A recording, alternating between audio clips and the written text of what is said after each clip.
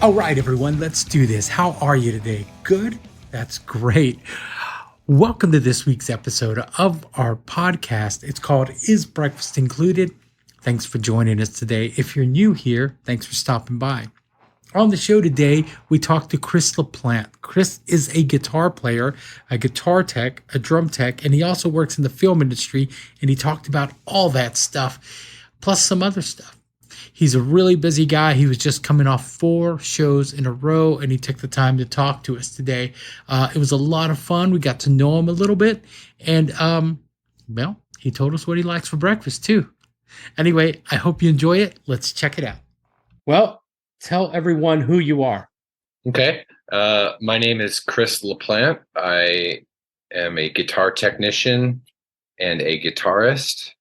I tour the world, I guess. I don't know how else. Yeah.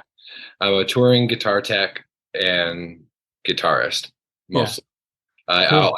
I also drum tech. And while I'm not home, I work in art departments for productions for film.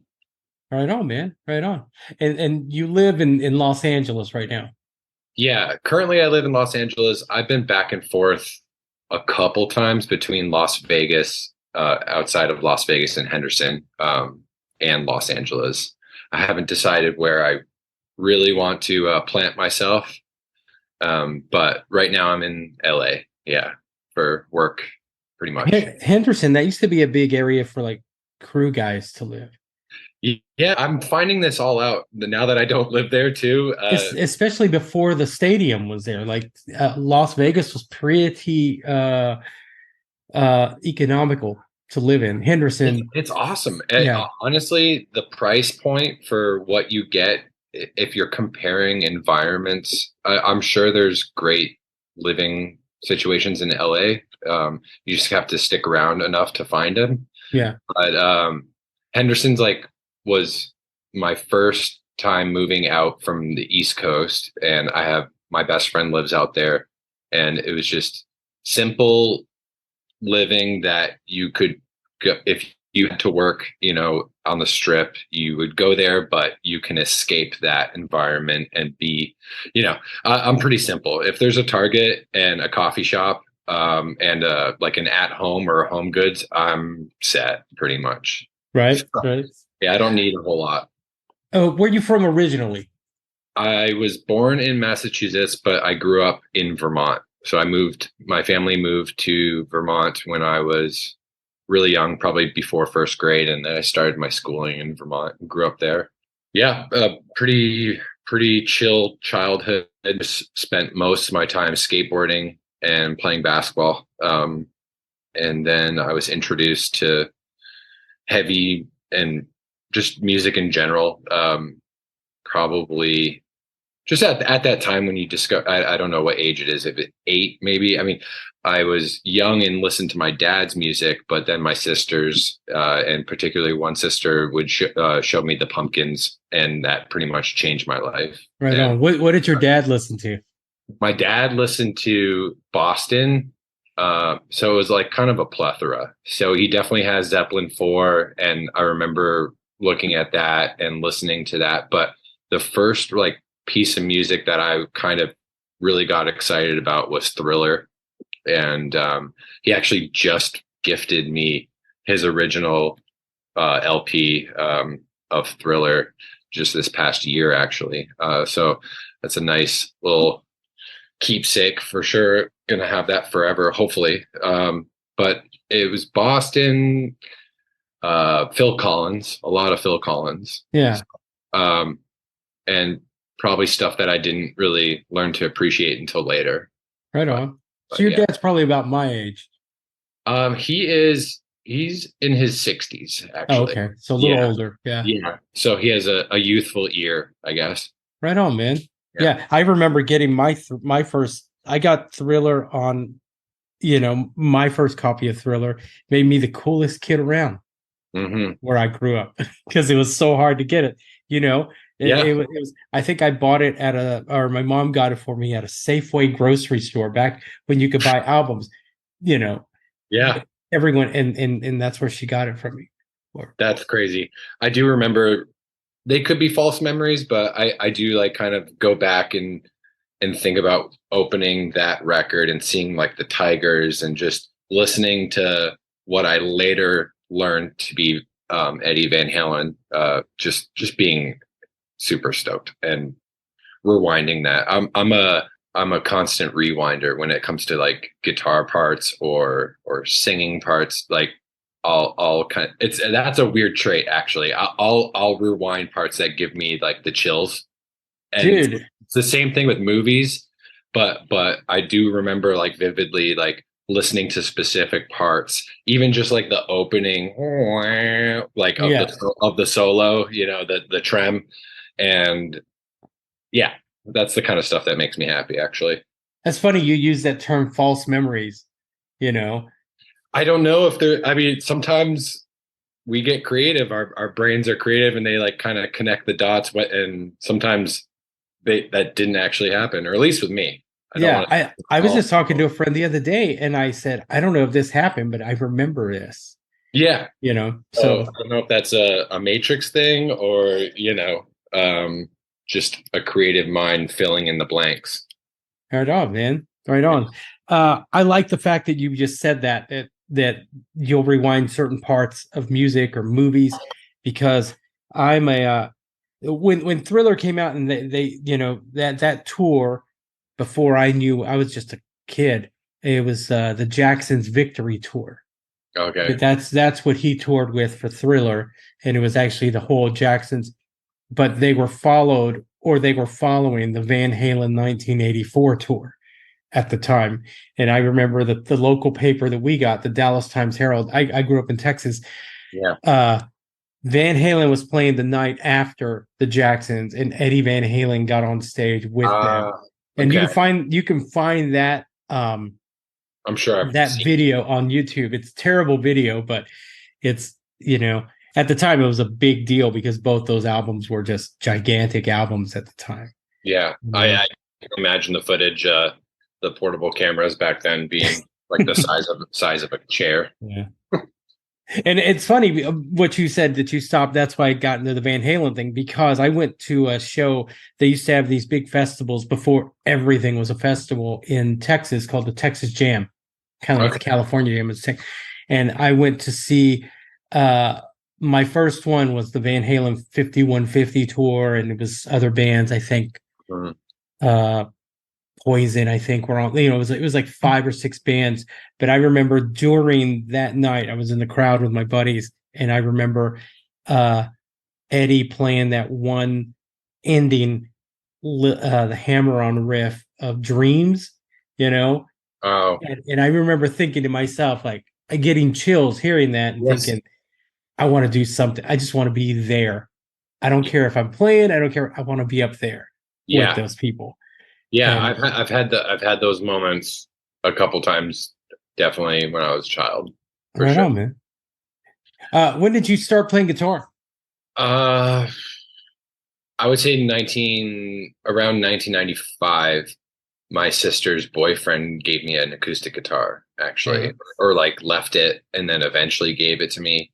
And I think my first song that I learned or like tried to play was Disarm, probably, or Zombie, you know, something that from 1990, well, that would have been 95, yeah, Melancholy. That was 1994 and 1995 were like the pivotal moments for me, like when I was shown a bunch of different music. I mean, it was older stuff like Ozzy, but then Dookie came out in 94, the Blue album, Smash, Offspring, and then the next year discovering the Pumpkins, and then kind of backtracking to Gish and Siamese Dream. That was like a really, and then obviously like I had my moments with Nirvana too. So definitely an important integral time. Yeah, Siamese Dream is such a killer album, isn't it? I still sound check with Cherub Rock. Really? Yeah, 100%. That you know, that whole album when it came out, it was almost to me like the perfect album. Yeah, you know, absolutely. You know, the way it sounded, the songs, It's like, those cats were in a zone when they recorded Yeah. it. And then, oh no, there was a story of Billy Corgan's Strat that he just recently got it back, but it was the Gish Strat. So yeah, this is such a particular sound that I gravitated towards. So those were your guys. Were those your guys that you kind of Yeah, were influenced by? I didn't have, well, at the time also, like, I was really influenced by drummers because I grew up playing guitar and drums at pretty much the same. It wasn't until recently that guitar became more of a priority. And recently, I mean, like during the pandemic, I just didn't have drums and I haven't touched it except line check. So line checks are with drums pretty embarrassing at this point. But there's always time to go back in the shed and dust off the cobwebs. But yeah, so drummers that time, Trey Cool, Grohl, and then later Taylor Hawkins for sure. I remember seeing him on an Alanis Morissette music video when I didn't have MTV until about 1996 or so, cable.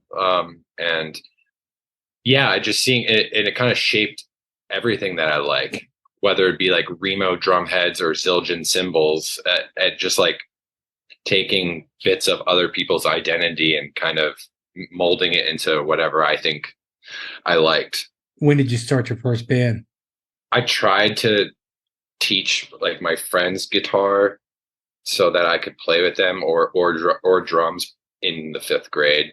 And I think I would try to play those songs like Zombie or something like that. But it wasn't until 8th grade, I guess I had a collection of friends that we did something for a talent show. We played Damn It, Blink, we certainly tried our best.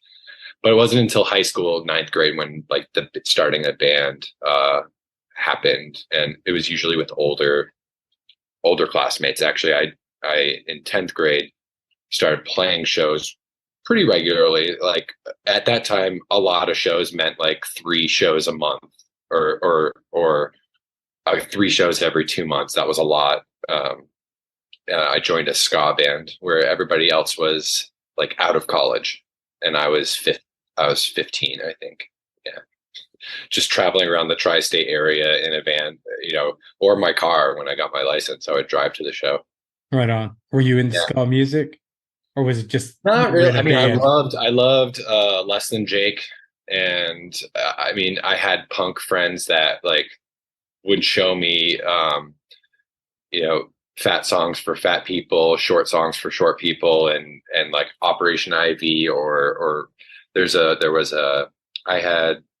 ska band called River City Rebels from my area that had a lot of like regional popularity, and a lot of kids my age looked up to. So I had a lot of friends that were into it, but I gravitated a little bit more into like Saves the Day and the Get Up Kids, and Lagwagon, No Effects, No Use for a Name. Just a lot more of like, that's like kind of pre-emo stuff, but like also the punk rock strung out, like the punk rock kind of stuff.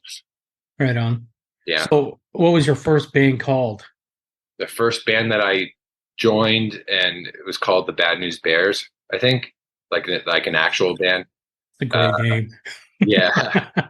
and then the ska band was called TIP, and they were a band for probably 10 years prior to that. I was late to I think they're still a band. They're still good friends of mine. They still play like every once in a while, but just life gets in the way. But they still, I think they play like once or twice a year. But that was the first band that like kind of like, I think what happened was like I bugged them enough, and I had a half stack. So like they're like, fine, I guess you can play kind of thing. But looking back, it was definitely fun. Right on, man. I learned a lot for sure. That pays off, just hanging around, observing how it was. I've actually, when at that age, it's funny, I'm on tour with Yellow Card right now, and I was around 17 or 18. I met Ryan Mendez, who plays guitar for Yellow Card, when he was probably 19. I don't know how old he is. He's not that much older than I am. He was in a band called Staring Back, and we were playing shows with like another band that I really love that is still hitting it really hard is a Wilhelm Scream. They were called Smack and Isaiah back then, and it was like the three bands that I loved and looked up to were like Staring Back, Whippersnapper, and this band Smack and Isaiah, who is now a Wilhelm Scream. These are all like kind of guitar money, pop punk, punk rock stuff. Yeah, yeah. That's Yeah. cool. What got you into what you're doing now? Like, did you start out teching? Did you start out? Yeah, no. This. So I guess I can continue that history where that timeline where I went to college after high school and joined another band in college that was called Class Clown. And prior to me joining, actually played a show with Yellow Card in Vermont, where I'm from. So it is all intertwined. It's a smaller scene than people think, just in general, like the rock music scene. Everybody kind of, you stick around long enough, you know a lot of people and mutual friends. And what did I do? I went to college and then graduated on time, but I actually had to leave my last semester and come to Los Angeles and record a record because Class Clown got a management deal and a recording deal, and that disbanded. And I was continuing to write for a new project, and they allowed us to record a record with Andrew Murdoch. His studio nickname's Mud Rock, and while I was still in college, via this is before I think Skype was around, but like I had like I had a MacBook, I guess one of those like first generation MacBook laptops. I'm trying to remember how I pulled this off, but I did somehow. Where the last semester I was in living at the what is that called? The Oakwood Apartments, where Nirvana stayed during the Nevermind sessions, I guess. I didn't know that while at the time, but I spent 7 weeks there and recorded a record with a dear friend of mine. So eventually that project was cool, but it disbanded and got shelved. The record is done, and I'm really proud of it as a personal thing, but like the world didn't get to hear it really past a couple tours, and so not a whole lot of notoriety with that. But I think everyone involved in that project, whether it be band members that came and went, it's a very, like, now in hindsight, a happy memory. And it wasn't until, so at that point I moved back to Vermont and like try to do like the workforce thing and get a job. I was bartending. Honestly, I had a lot of different jobs going on, but the one cool job that I had through high school and college was working at a video rental store, and that also kind of, I was a film student in college as well, so that also shaped the other half of me, what I do now.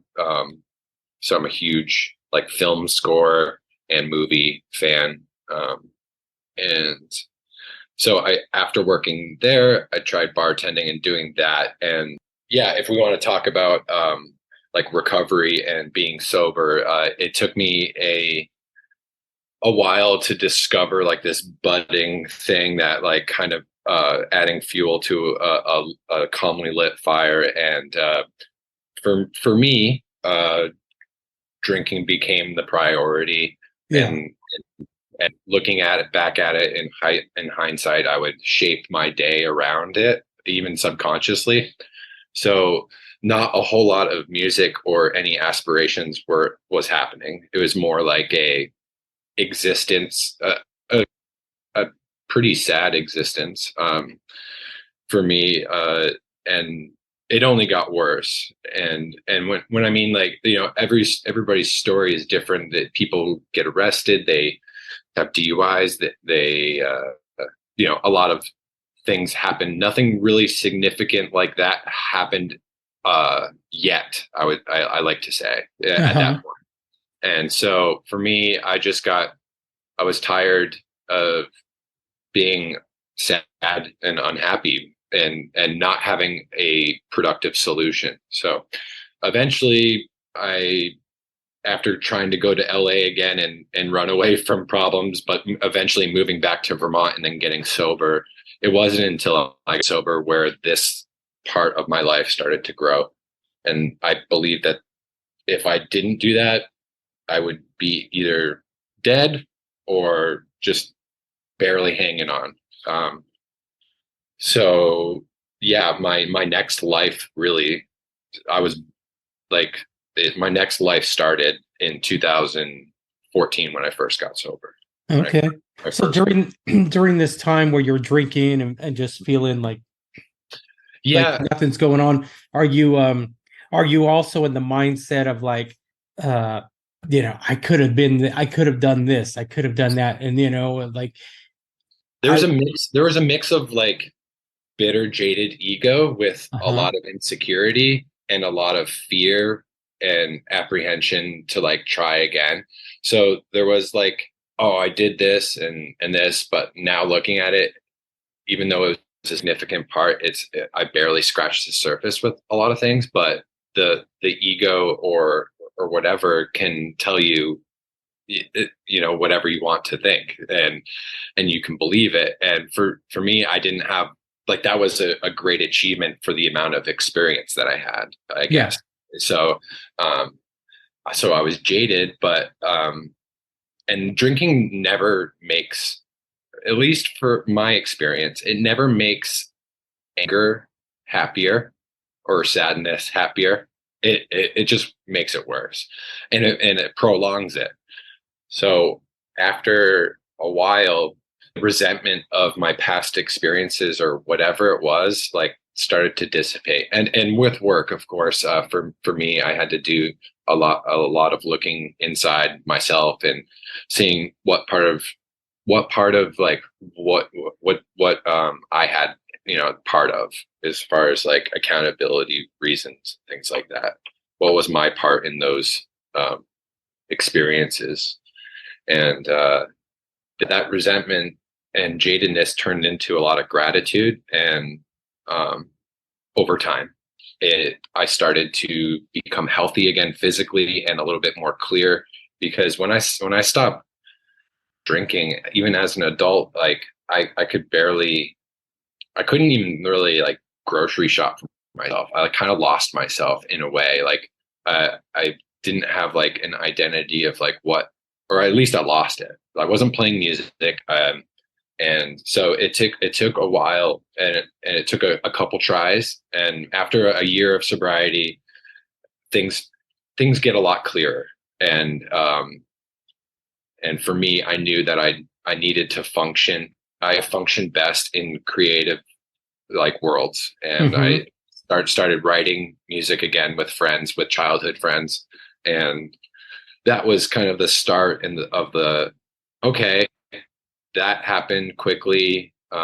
Not sure if the band thing is going to work, but what can I do to get into the industry, maybe in the back door, and start networking myself as a musician? What else do I like? What can I do? And I just kind of referred to my old experience of like helping local bands set up gear and being a drummer and a guitarist. I'm like, I'll fake it till I make it.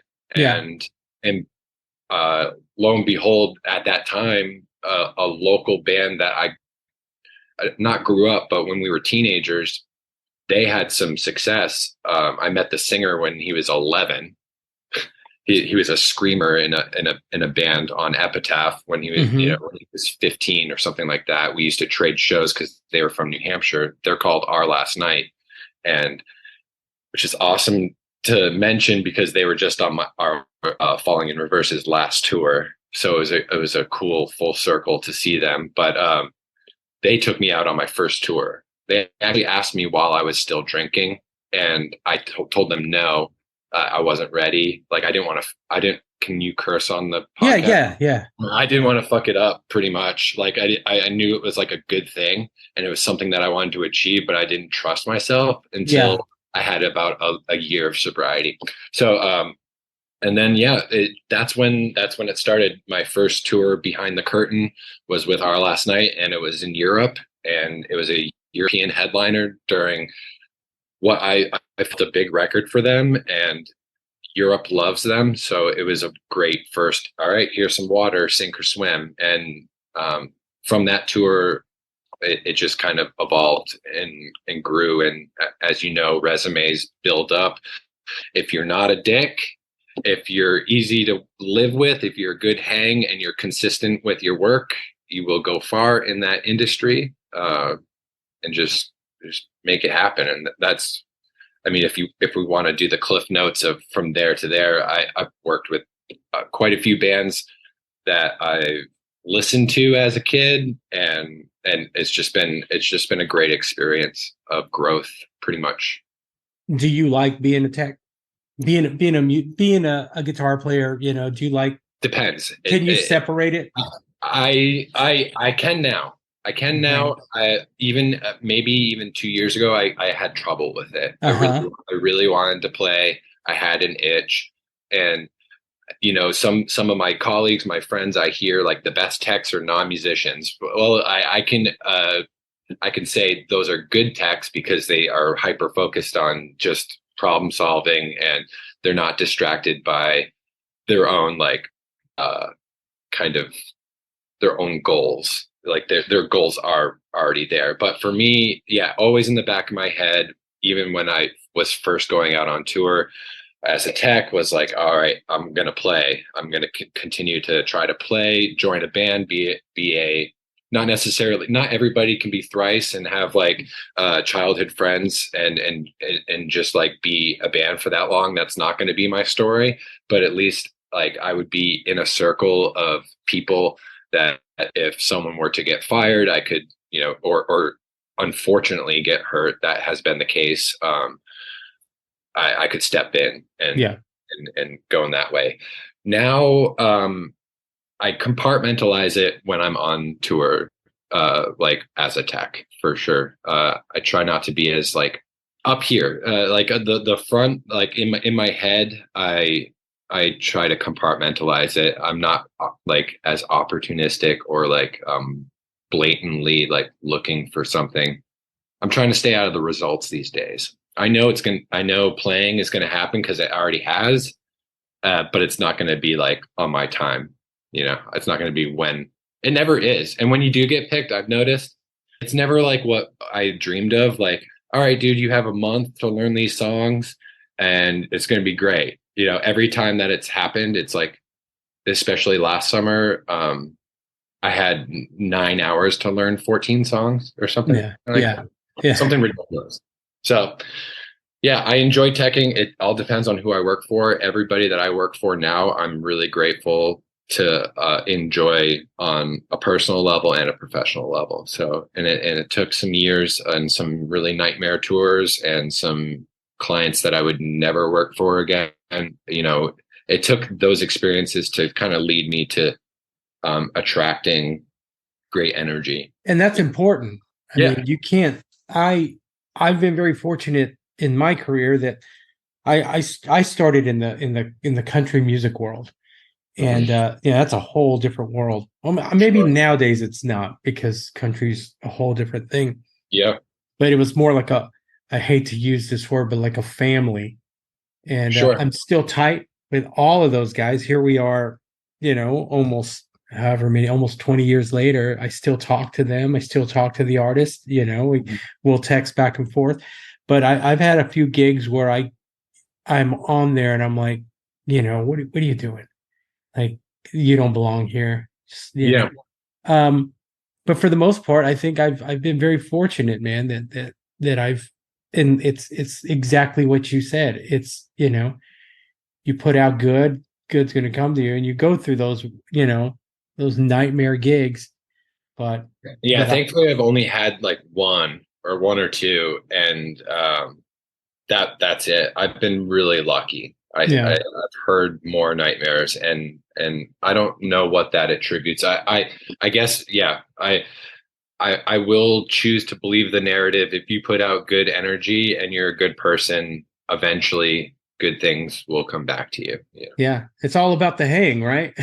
Yeah, for sure. Yeah. I tell people the guy that got me into this business told me it's 90% hang, 10% gig. But I tell him now, I just talked to him a few months ago. I was like, it's 5% gig and 95% hang. Like Yeah. you Not can always not learn the to gig. 100%. Yeah. Not to downplay our position, but like there's after a certain amount of years or a certain amount of experiences of thunderstorms and festivals, there's only so much things that it all repeats itself.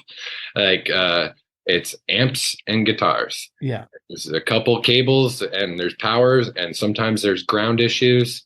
You ground it, you take the ground off, you scan for a different frequency. It's all kind of like repetitive. Yeah. It's really like the Pull out environment. the oh shit cable. Yeah, the oh shit cable for sure. Yeah, I don't have one right now. Thankfully, I have like three backup wireless systems, but Uh, and knock on all the woods, I won't have to use them. We have three more shows, but I do have an oh shit cable with falling, and we haven't had to use it, and that's okay. Yeah, so mhm. it's like Murphy's Law. It will happen.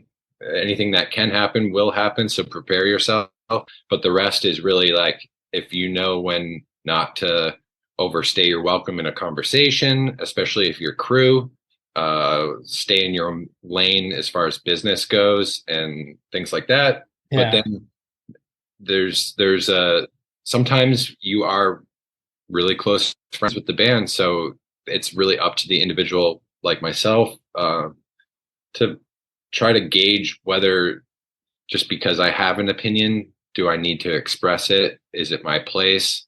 Things like that. Because I get married to, you get kind of engulfed into, if you're working for bands that you love musically and people wise, like you kind of get molded into it in a way, a familiar way, but you still have to really understand why you're actually there. And Yeah. Yeah.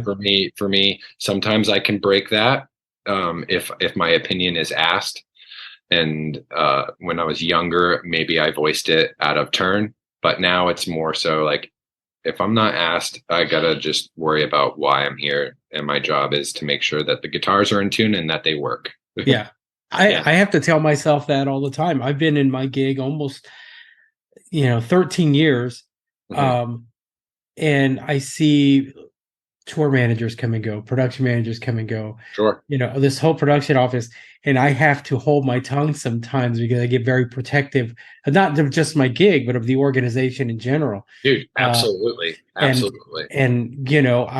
I have to realize that, hey, that's above my pay grade. I'm not being paid to, I'll let them make their mistakes, let the band deal with that. And Yeah. then, Yeah, I had this thing when I was younger. If like stagehands, and I'm not saying this about all stagehands, but some cities, some stagehands are intoxicated at night, and I would have to cut them because it's unsafe to pull gear, especially in smaller shows.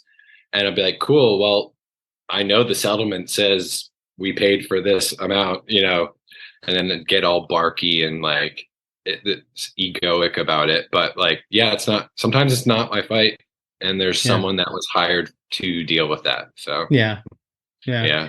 I watched, real quick, I'll step off subject. I Sure. used to work door. I used to work the door at a club in Dallas called the Galaxy Club.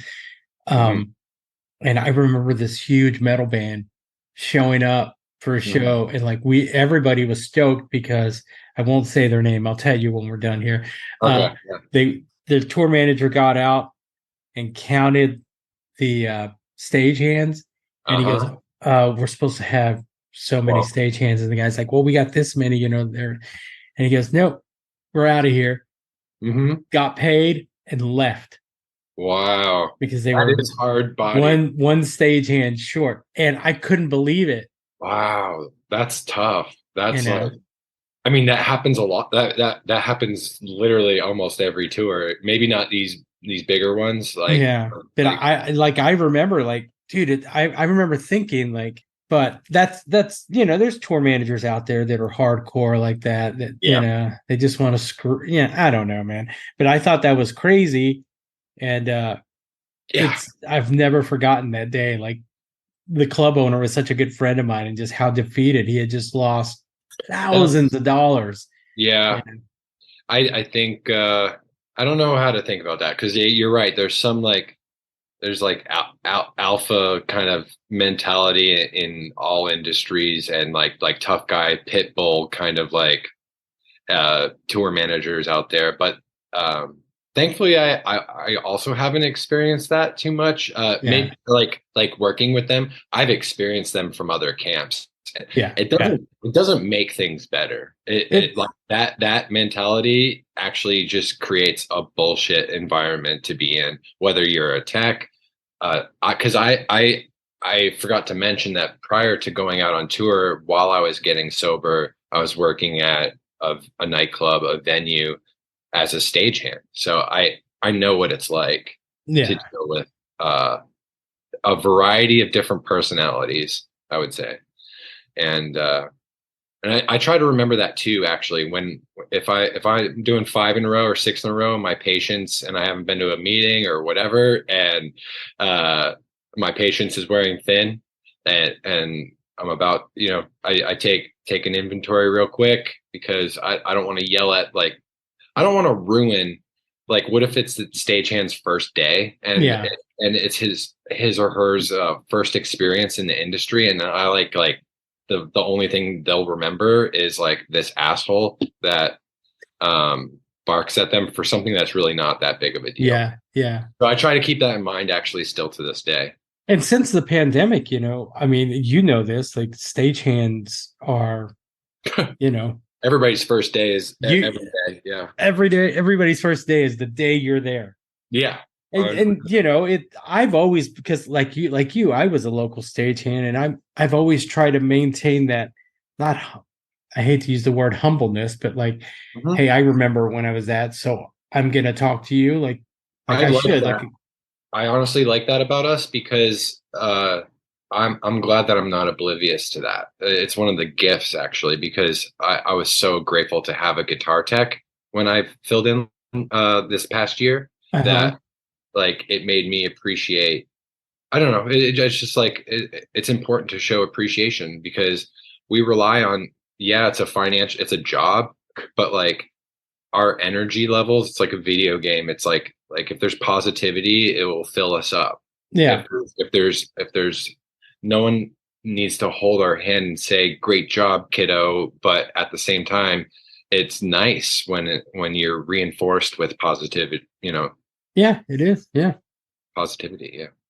Um, Speaking of the pandemic, you did something Sure. pretty interesting during the pandemic. You were telling me you worked as a patient tech at a Yeah. psych hospital. Yeah. Was So it the like first the was it like in the movies? Was there it like was it was mystery? it was like in the movies. It was yeah, it was like the movies and so much more for sure. I do have like a passion and an interest in the psych industry, like well, not the psych industry, but the psych field. And how did that happen? Well, we were certainly helped out. I was helped out from a couple bands initially with Hmm. COVID pay loss and things like that, tours that were canceled. But eventually, I was in a new town. I just had my best friend there, but he and his now fiance were back and forth living their own life, back and forth between like in-laws houses and things like Yeah. that. So like I was bored and frankly like not socialized and with the exception of Zoom meetings. I didn't really have a social life and nothing was open. And also, um, I wanted to work. I wanted to do something. So I was just outside one day in my new apartment complex looking around and I saw Scrubs to my right and I was like, oh, they're definitely not closing. and I didn't know it was a psych hospital, so I looked it up, and it was, and got the job pretty quickly, because there is turnover in that industry too, Yeah. uh, especially techs, and nurses are like notoriously understaffed. You know, nurse to patient ratio is pretty intense in that industry. I keep on saying industry, in that field. I guess it's an industry, but I Yeah. feel bad calling it like a transactional industry. Maybe it is for some people, but for Yeah. me, my experience, it was like a a wildfire some days. You know, my job was to manage patient, depending on what unit I was on, manage like the patient's schedule of activities, monitor their behavior, record their behavior, and deal with their behavior when things, you know, would not be as docile. So like, Yeah. yeah, so um, you're first to get punched, first to hold someone down for medication, first to get a smile. You know, it's all over the place. It's a big whirlwind of emotions, and Uh-huh. everybody is at a different level of illness when they're in there. And I was specifically working with kids and teenagers. Usually if they were in the foster system, or yeah, foster, or parentless, or usually SIs, or like some budding attention seeking, and just different like personality disorders that are developing, or not. You know, it's not my place to diagnose. I'm not a doctor, but I did pick up on a lot of things with kids, and so I'd work with them. They kind of like chose me, the tattooed guy, to like work with the kids, and then actually I used it to my advantage. I talked about music. I didn't talk about bands that I work for, but I, you know, there was a connection of media and some sort of, you know, thing where talking to a doctor with a face mask on is not as inviting as maybe myself talking about something, if the patients would choose to open up. Yeah. But then I would work in adult psych, and that's a whole nother animal, where you have folks that really belong in jail. They just haven't filtered through yet. You have homeless population suffering from, you know, either schizophrenia, or just different levels of, you know, cluster A, as they call it, just a different types of disorders. Yeah. Yeah. And as someone in recovery, as Mhm. someone in a city where you don't know really anybody, like you said, you had no social life, not really any friends there, Sure. and then you kind of get into this. Like, did that affect you in any way, or did that make you? Did that? It kept it in the forefront. It kept it in the Mhm. forefront. You know, there were no in-person meetings, really, to my knowledge. I'm sure there was one or two of people that didn't comply to the ever-changing policy, but I was on Zoom a lot with a lot of my LA dudes, doing a lot of LA meetings. So I was, the quality of my sobriety actually really improved during the pandemic, because I was going to meetings so frequently. But yeah, working at the place, it actually, there was a rehab, not a rehab, but a detox unit as well. So it kept it in the forefront all the time. You do have to be careful with that kind of stuff though too, is because you're like, or at least I do. You start paying attention to other people's issues, and issues with drugs and sobriety and things like that. You can easily like not identify yourself at the same level as them. But for me, it's a constant reminder that I'm just one choice away from being in that room instead of being behind the nurse's station, you know. Yeah. Yeah. To be, not to be dramatic, but it is, for me to understand that was important. So yeah, being in the forefront, and just staying in gratitude from where I was at in my life, and trying to like, at least influence or help in any way. Sometimes they're not in a place to receive any sort of help like that. It really depends on the patient. So sometimes you'll see repeat, not sometimes, you'll see repeat offenders and repeat patients all the time. So it was rewarding, thankless, all at the same time. It depended on kind of like being a guitar tech. It is kind of like being. Well, I do feel really appreciated nowadays. Good. And that's really awesome place to be in as a tech for sure.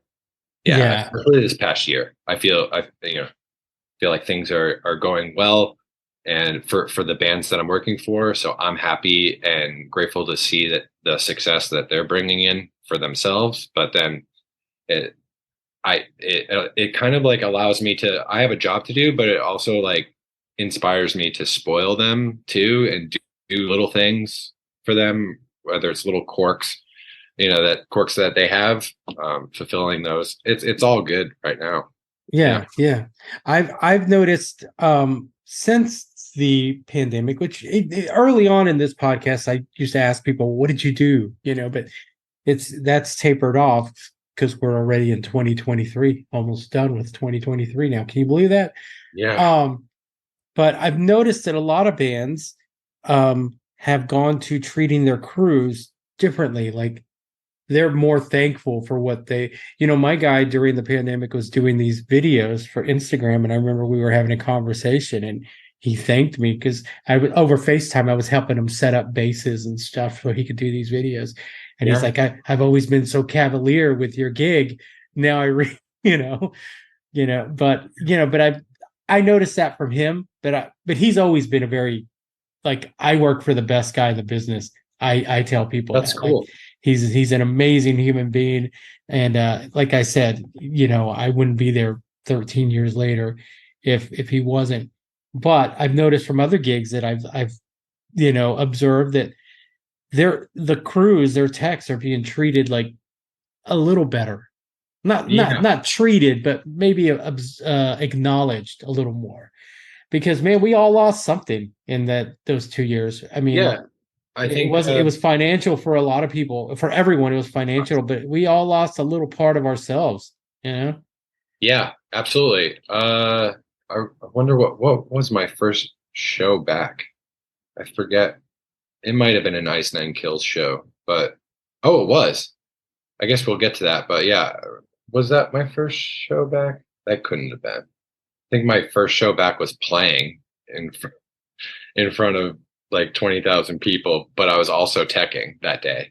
So but during the pandemic, there were a couple bands that I had worked for over the year prior that really showed their appreciation, with the insurance and just in general, or maybe not, maybe it wasn't. It just in general they took care of us really well. That's awesome, man. That's awesome. Because a lot of cats didn't. Yeah, I'm extremely grateful to be a part of the people in my life, be a part of their lives. So they're good people. I'm lucky. You played with Pop Evil last summer. Yeah. Last summer. That was what? They called you 30 minutes before and said, learn this entire set list. It was pretty much like that. Yeah. so I was in Mexico with Asking Alexandria, another band that I love working for. Amazing dudes that took care of me during the pandemic as well. And I was in Mexico playing a show or working a show rather, guitar teching for Ben. And I flew home and landed, turned my phone on. I'm sure my phone was already off airplane mode because I'm bad at that. Sorry, air industry, but I don't think I've ever done that intentionally. And I to a bunch of texts. They're like, take the gig. I'm like, all right, who wants a guitar tech now? Because you're right, the pandemic, a lot of people left the industry. So, and then then I got a text from my roommate who was a producer, and he was like, no, Pop Evil needs a guitar player. And I said, when? They're like, tomorrow, or like the next, something like absurd, like the next day. And after further research of it, I got the set list, and it was a 14-song headlining, headline club show set list. And I got on the phone with the tour manager, discussed the situation, and basically I got on the phone at 8 p.m. and they're like, we got to fly you out tomorrow on a red eye to play a show the next day. So, and I had already, and this was a Saturday, so I'd be flying out Sunday night. Sunday, I already committed to a commitment, an AA commitment of all things, and I couldn't back out on it. So I had a buddy of mine that needed my help. He was coming out of surgery, and an older guy, older rock and roll dude that is a good friend of mine. I had to babysit him and make sure he was taking his medicine properly or whatever it was. I was just needed to be there. So I listened to a couple songs that night when I got the phone off. I didn't even touch the guitar. I listened to like some of the new songs, and then woke up early, started a little bit of learning the songs, but I had to drive to Calabasas from Silver Lake and spend the day with my friend. So meanwhile, I'm babysitting with the laptop open with my guitar and like trying to figure out the keys. And yeah, I think I got to 12 songs, and the 14 songs were like an acoustic thing. So we actually dropped those songs for the first show. I had a day off the next day. They weren't acoustic, or they might have been acoustic. They decided to do a clean guitar version of it. It got switched, but basically learned 12 songs within like 12 hours and performed that next day. Yeah. And then was on tour with them for 9 weeks with Shinedown and Daughtry back to back. Right on. What was that like? Shinedown I had toured with Asking Alexandria and probably another band. I knew them at that point, and they were really inviting. It was great to see. Their crew literally is the best crew. I mean, I know we all say this, but for me, their crew are awesome. They're great dudes. They're amazing at what they do. So I was excited to see all of them and the band. And the shows were amazing. They were the biggest shows that I had ever played, minus one or two Ice Nine Kills shows that I filled in very, very briefly the year prior. And those were a lot of firsts on that tour. I think it was like first like huge festival. What was it? Blue Ridge and not Aftershock, but Blue Ridge and Incarceration. I think there's a lot of festivals out there. Yeah. But it was one or two of those, and my first arena show, playing an arena show. So first time I could request sugar-free Red Bull and pistachios if I wanted.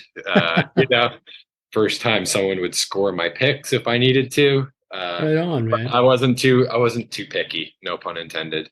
So your main gig is Falling in Reverse. Yeah, right now. Yep. And how long have you been with them? I've been with them, I would say the easiest way to answer is off and on for the past 7 years. Okay. I started with them in 2017, took a break from 2018 through the pandemic, and just started working with them again. Yeah. So, yeah. I guess this is a dumb question, but I'm going to ask it anyway. Do you prefer playing or being part of the machine? I definitely prefer playing. I recognize the importance of staying in a field and having a job. And I'm happy that I found something that I enjoy still as a job. It's a wonderful job that anybody like I could, I've ever dreamed of. But if I were to like really pinpoint like my goals, my goals are still to play on a consistent basis. I don't know what that looks like though. Yeah. I'm trying to stay out of the results, like I said earlier, and stay happy on a daily basis than rather like, okay, if I do this, then this is going to happen, and then my life will be better. Like I used to think that way, and it just doesn't work out that way for me. Yeah, so I don't drink. I don't do anything, but I've always heard the term one day at a time. You come off to me as a one day at a time. Yeah. Well, I think it takes for that kind of stuff. It takes on different meanings Uh-huh. when you first start out. If you're really struggling with whatever it is, whether it's any disorder really or any disease Uh-huh. that is treatable, you kind of have to think about it on a micro level. For me, with drinking, like uh, my situation was that I couldn't go without a couple hours without drinking, and so I did have to break it down like as a day at a time. As far as like if I didn't drink that day, that was a success, and eventually your days add up. Um, if you are consistent to a different solution than what you had tried prior, and yeah, so the day at a time. But then also now there's some stuff that I like to. I still do this, but not as much. But because I have a lot of support through friends, is I like to future trip and think about things on a macro level way too much. And sometimes I really just need to stay present and in the day and Uh-huh. not think about next week and not think about a year from now or not think about why this hasn't happened, really just think about what's in front of me. What can I do as far as being a good person, stay out of selfish and self-centered thinking and just move forward throughout the day. And sometimes that's all I need, really. I need to break it down to that small. Yeah, yeah, I agree. Some days I'm having a shit day, Mhm. and you kind of go into with this mentality like, God, just leave me alone. And then you might see someone in the local crew, something will snap you right back into it, going like, man, I've got a great life. Like Absolutely. I could be them, or I could be that person outside of the venue, or 100%.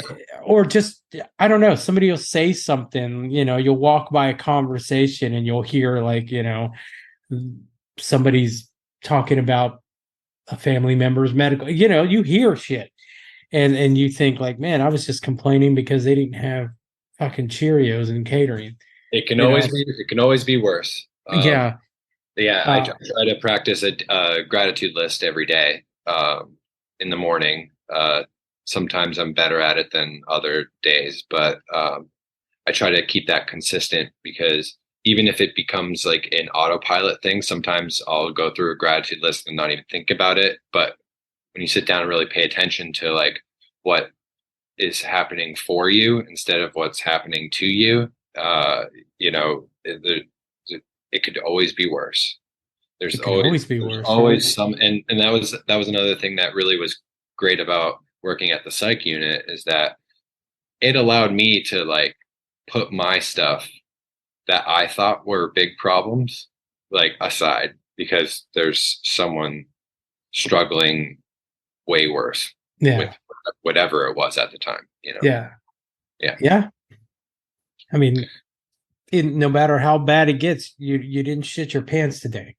Yeah, exactly. And I like to say, I also believe that often things we worry about rarely happen. And that's what helps One me hundred with percent.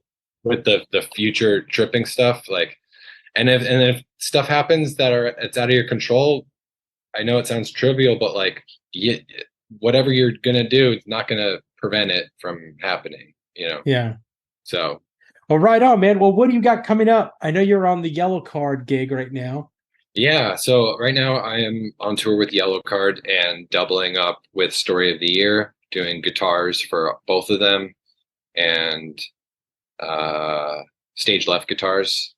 And right now I'm having a ball. Actually, this is like a a huge like bucket list band.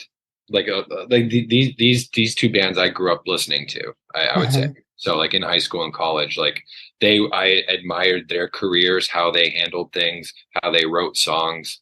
Um, so it's nice to have that full circle moment too, to just be a part of it.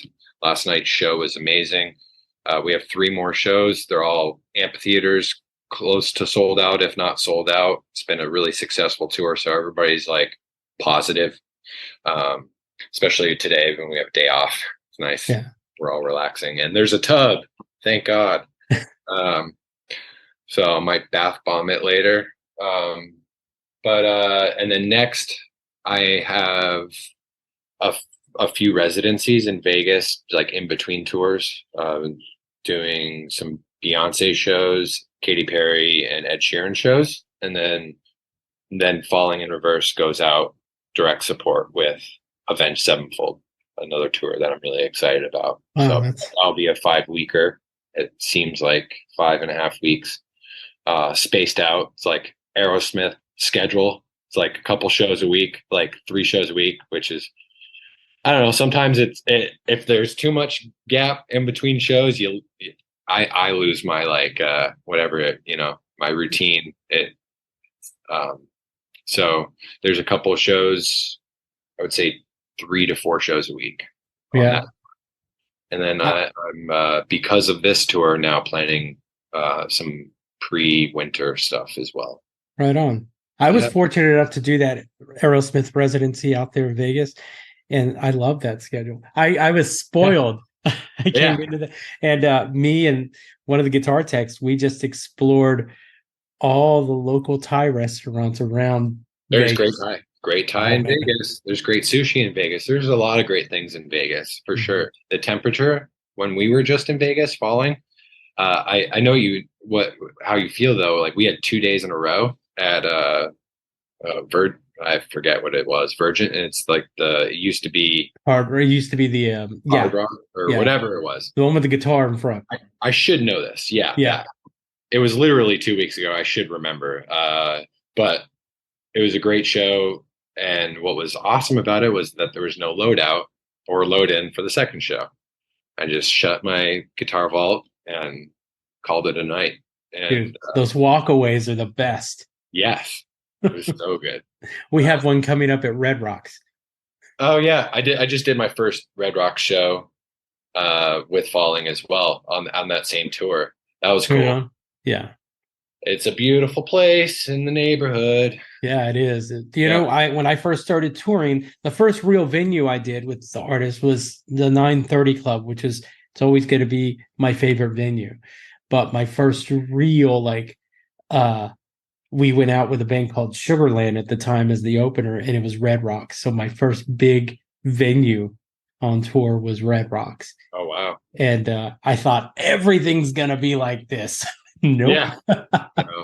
That loadout is a nightmare, though. The crossload. The crossload, and then if you're direct support, you have to wait. Yeah. And everybody's loading out at the same time. Luckily, it's a lot of delegation over there. So yeah, not so much lifting anymore because I'm getting older too, and I don't stretch as much as I should. Might get into yoga, might not. We'll see. But for now, I'm just going to delegate. Well, brother, I do appreciate you taking the time. I know you're just coming off a few in a row, and we've been trying to do this for a while. Yeah, well, thank you very much for the opportunity. I appreciate TJ introducing us. Yes, absolutely. TJ's like, I should even just make him an official crew of this show because he's referred so many people to us. Yeah, I met him on Shiprock the first year pre-pandemic, and instant friendly guy. Such a good dude, right? Yeah, absolutely. So when he did this show, I went out to his place, and then it felt like we had been friends for years. Yeah. That checks out. Definitely. Great guy. Well, thank you very much, dude. I appreciate it. No worries, man. It's called Is Breakfast Included? And if it was included, what would we be having, Chris? For breakfast. Yes. Oh, man. I hate to say that I'm not a breakfast guy, so I would say a coffee, an iced coffee. That's it. Well, we'll just go with coffee. All right, man. All right. Sorry, man. My hunger routine, starts around 2 p.m. That's when I start eating. I know. Hey, nothing wrong with that. Yeah. Well, man, thank you so much for your time. It's been good talking to you. I hope we cross paths, brother. Absolutely. Thank you very much, dude. I'll talk to you soon. All right. Take care. All right. Bye-bye. Chris LaPlante. Pretty cool guy, huh? Very interesting guy, very humble, individual, someone who appreciates everything, that his second chance that he's been giving, so to speak. If you see Yellow Card or Story of the Year, that tour coming near you, go check it out. And if you see him over on stage right, wave at him for me. I really appreciate him taking the time to do this. Like I said, he had a bunch of shows in a row. He took the time. Usually after that many shows in a row, nobody wants to do anything. You just want to sleep and rest up. But no, he took an hour out of his day to talk to little old me. And I really appreciate it. Anyway, thank you guys. If you have a chance, stop by our isbreakfast.bigcartel.com. It's our online shop. Buy a shirt. Support us. Thank you. All right, guys, I'm done. Have a great day. We'll talk to you next week.